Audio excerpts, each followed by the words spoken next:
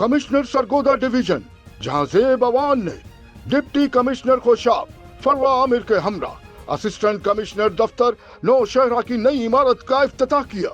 इस हवाले से तफसीलात जानते हैं हम अपने नुमाइंदे अमजद शहजाद की इस रिपोर्ट में।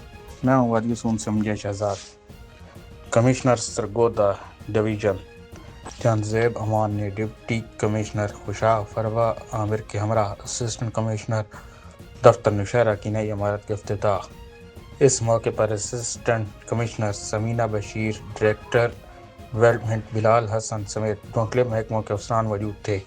कमिश्नर सरगोदा ने AC कम्प्लेक्स का तफसीली दौरा किया, इमारत के मुख्तलिफ हिस्सों का मुआयना किया और असिस्टेंट कमिश्नर नौशहरा से ब्रीफिंग दी।